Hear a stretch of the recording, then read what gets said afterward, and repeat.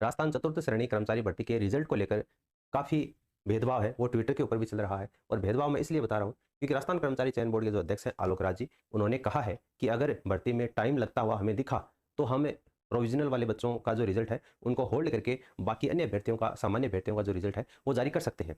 जब अध्यक्ष ने खुद ये बात कही है तो उसके बाद में आपके ये जो क्या नाम है, हनुमान किसान नाम के जो है बेरोजगार यूनियन के अध्यक्ष कहे जाते हैं, इनका ये कहना है कि अगर ऐसा बोर्ड करता है तो भर्ती कोर्ट में जा सकती है। तो उन दोनों के बीच को जो बयानबाजी है उसको लेकर जो अभ्यर्थी है वो ट्विटर के ऊपर एक बहस छिड़ी हुई है कि जब अध्यक्ष महोदय का खुद का ये कहना है कि प्रोविजनल रख के रिजल्ट जारी किया जा सकता है तो फिर हनुमान किसान को क्या दिक्कत है ना। और भी देखो, मैं आपको बता दूं कि प्रोविजनल लिस्ट है वो आएगी। काफी अभ्यर्थियों को ये था कि इतने दिन की प्रोविजनल लिस्ट आएगी या नहीं आएगी, तो मैं आपको कन्फर्म बता दूं कि प्रोविजनल सूची है वो जारी बोर्ड के द्वारा की जाएगी और आपको 7 से लेकर के 15 दिन, या आप तय मानकर चलिए कि 15 दिन का समय आपको दिया जाएगा। आपके डॉक्यूमेंट में अगर किसी भी प्रकार की त्रुटि रहती है तो आप उसको सुधार कर सकते हैं। अब देखिए, अपन बात करते हैं कि क्या प्रोविजनल को होल्ड करके रिजल्ट जारी किया जा सकता है। तो इसका आंसर है हाँ।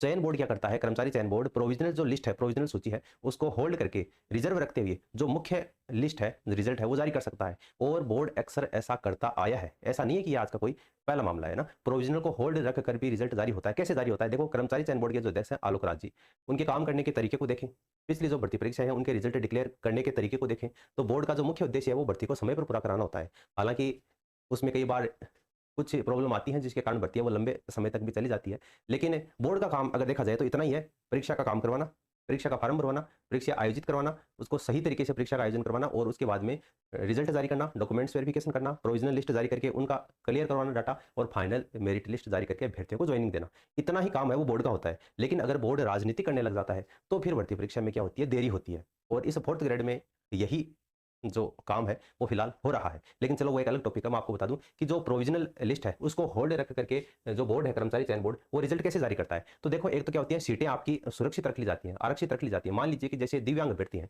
पीडब्ल्यूडी कैटेगरी के अभ्यर्थी हैं, या किसी अन्य तकनीकी कारण से 1000 जो अभ्यर्थी हैं उनका मेडिकल या दस्तावेज वेरिफिकेशन है वो पेंडिंग है। 1000 में सीटें बोल रहा हूँ, है ना, 1000 सीटों के ऊपर दस्तावेज जो सत्यापन है वो आपका पेंडिंग चल रहा है। हालांकि अभ्यर्थी तो कई ज्यादा है लेकिन सीटें 1000 है, वो अपन मान लेते हैं। तो बोर्ड क्या करता है, इन 1000 सीटों को रिजर्व रख लेता है या होल्ड रख लेता है। ठीक है, फिर मुख्य रिजल्ट वो जारी करता है। बाकी बचे हुए जो भी 52,000 कैंडिडेट हैं उन पर योग्य अभ्यर्थियों की फाइनल मेरिट लिस्ट है वो जारी की जाती है, फाइनल कट ऑफ है वो जारी कर दी जाती है। इससे फायदा क्या होता है, इससे पूरी भर्ती प्रक्रिया का जो परिणाम है वो नहीं रुकता है। जो अभ्यर्थी पूरी तरीके से योग्य है उनको तुरंत ज्वाइनिंग भी मिल जाती है, और बाद में जैसे जैसे प्रोविजनल वाले जो अभ्यर्थी हैं उनका मेडिकल या जो वेरिफिकेशन है वो क्लियर होता जाता है, बोर्ड उनको सप्लीमेंट्री या संशोधित लिस्ट जारी करके बाद में उनको ज्वाइनिंग देता रहता है। अब फिर वही बात आती है कि अगर इस तरीके से रिजल्ट जारी कर दिया जाता है तो जैसा कि बिल्कुल बोर्ड जारी कर सकता है। अगर हाँ, तो क्या भर्ती कोर्ट में जा सकती है, भर्ती जो है चतुर्थ श्रेणी भर्ती, वो कोर्ट मामलों में अटक सकती है। तो इसका आंसर है नहीं। देखो, सामान्यतः क्या होता है, इस वजह से भर्ती कोर्ट में नहीं जाती। भर्ती कोर्ट में जाती है तो क्यों जाती है, उसके पीछे की कानूनी प्रक्रिया आपको समझनी जरूरी है। देखो, बोर्ड किसी का हक नहीं मारता, बल्कि उनके पद को उनकी मेरिट के अनुसार रिजर्व रखता है, सुरक्षित रखता है। कोर्ट केवल क्या करता है, तब हस्तक्षेप करता है जब किसी के साथ में अन्याय हो रहा हो या आरक्षण के जो नियम है उनका उल्लंघन हो रहा हो। हनुमान किसान ने जो एलडीसी की भर्ती का उदाहरण दिया ना, अपन वापस उस पर भी आएंगे। मैं बताऊंगा एलडीसी भर्ती में किस कारण से भर्ती है वो कोर्ट में गई थी। जो फिलहाल इसमें जो तर्क दिया जा रहा है उसकी वजह से नहीं गई थी, उसमें एलडीसी में कोर्ट में जाने के पीछे दूसरा कारण था। लेकिन फिलहाल आप इस पर देखिए, भर्ती जो कोर्ट में वो क्यों जाती है। बोर्ड रिजल्ट जारी करते समय अगर नोटिफिकेशन में साफ लिखता है, जो राजस्थान कर्मचारी चयन बोर्ड है वो किसी भी भर्ती का रिजल्ट जारी करता है तो उसका जो नोटिफिकेशन होता है उसमें ऊपर ही ऊपर जो 8-10 लाइनें लिखी जाती हैं उसमें साफ साफ लिखता है, क्या लिखता है, यह परिणाम माननीय न्यायालय के अधीन या प्रोविजनल अभ्यर्थियों के पदों को सुरक्षित रखकर जारी किया गया है। यह जो लाइन है वो कानूनी रूप से बोर्ड को सुरक्षा प्रदान करती है। ठीक है, न्यायालय भी ये चाहता है कि जो आपकी बड़ी भर्तियां, जैसे चतुर्थ श्रेणी कर्मचारी भर्ती है वो 53,000 प्लस पदों पर है, तो कुछ कैंडिडेट, कुछ सैकड़ों कैंडिडेट की वजह से हजारों युवाओं की ज्वाइनिंग न अटके, कोर्ट भी यही चाहता है। इसलिए कोर्ट भी ऐसे मामलों में पूरी तरीके से स्टे देने से बचता है। ठीक है भाई, कोर्ट स्टे देता है तभी तो भर्ती है वो कोर्ट में जाती है। अब देखो, इसमें भी कई अपवाद है जहां पर खतरा हो सकता है। वो अपवाद क्या है, भर्ती केवल तब कोर्ट में अटक सकती है जब बोर्ड जो है वो प्रोविजनल वाले जो पद है उनको होल्ड रखे बिना ही उन सीटों पर सामान्य या अन्य अभ्यर्थियों को पास कर देता है, यानी कि सीटें खत्म कर देता है। लेकिन आरएसएस भी ऐसा नहीं करता, वो क्या करता है, हमेशा सीटें खाली रखता है।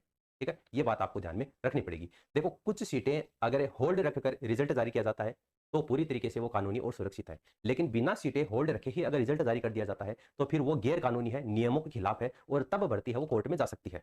ठीक है, तो जो भी मेरे भाई बहन है वो मेडिकल में देरी से भर्ती कोर्ट में चली जाएगी, ऐसा बिल्कुल भी नहीं है। वो प्रोविजनल सीटों को लॉक कर देंगे ताकि किसी दिव्यांग या जो पेंडिंग अभ्यर्थी है उनका नुकसान न हो, और बाकी बचे हुए 95% जो कैंडिडेट हैं उनका रिजल्ट जुलाई लास्ट या अगस्त के पहले पखवाड़े में जारी करने की संभावना है। इसलिए जो भी अफवाहें उड़ाई जा रही हैं उन अफवाहों से आपको बचना है।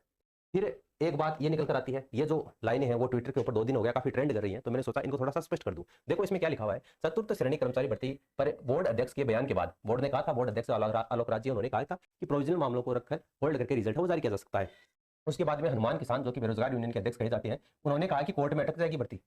देखो 53,750 पदों पर आयोजित हुई फोर्थ ग्रेड भर्ती के परिणाम को लेकर राजस्थान कर्मचारी चयन बोर्ड के अध्यक्ष आलोक राज के बयान के बाद में अभ्यर्थी में असमंजस की स्थिति बन चुकी है।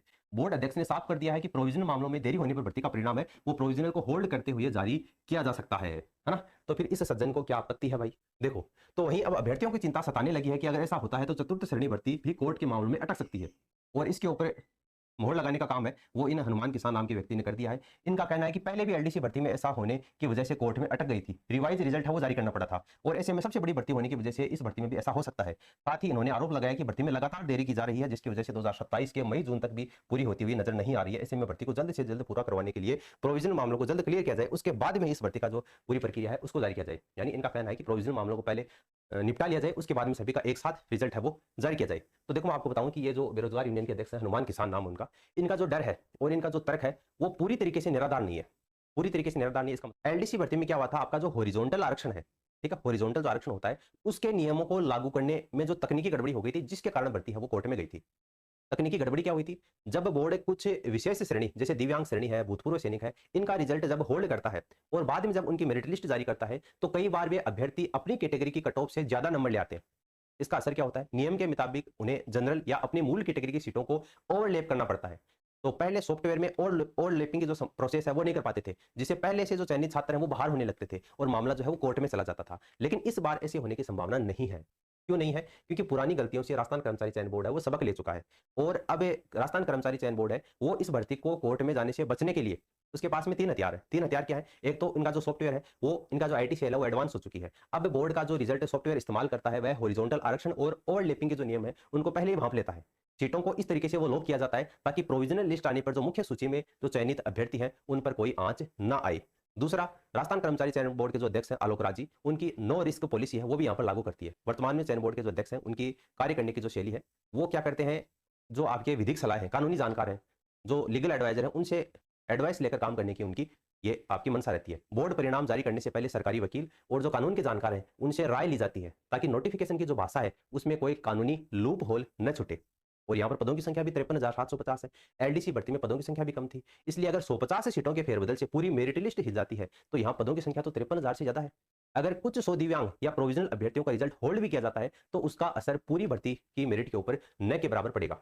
तो फिर बात वही आती है कि क्या भर्ती कोर्ट में जा सकती है। देखो संभावना बहुत कम है। हालांकि हनुमान जो किसान जी है उनका बयान छात्र हितों को लेकर एक चेतावनी की तरह है, जिसे बोर्ड पर सही तरीके से रिजल्ट निकालने का दबाव बनता है। जो भी दिव्यांग भाई है उनका मेडिकल भले ही लंबा चले, लेकिन बोर्ड उनकी सीटें अलग से रिजर्व रखकर ही मुख्य परिणाम जारी करेगा, जिसे किसी भी छात्र के साथ में अन्याय नहीं होगा।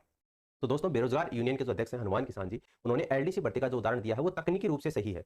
अतीत में ऐसी गलतियां हुई है, लेकिन हमें यह भी समझना होगा कि अब कर्मचारी चयन बोर्ड का जो आईटी सिस्टम है वो बदल चुका है और आलोक राज जी इस भर्ती को अपने साख के ऊपर सवाल की तरह मान रहे हैं। इसलिए वे प्रोविजनल सीटों को इस तरीके से होल्ड करेंगे कि भर्ती पर कोई कानूनी संकट ना आए, और छात्रों को डरने की नहीं बल्कि बोर्ड के ऊपर पैनी नजर रखने की जरूरत है। आप हमारे टेलीग्राम चैनल ज्वाइन कर लीजिए, कोई भी लेटेस्ट अपडेट आता है तो वो आपको यहाँ पर मिल जाएगा। बाकी आपकी क्या राय है इस न्यूज़ के ऊपर आप नीचे कमेंट सेक्शन में कमेंट करके बता सकते हैं। मिलते हैं नेक्स्ट वीडियो में, धन्यवाद।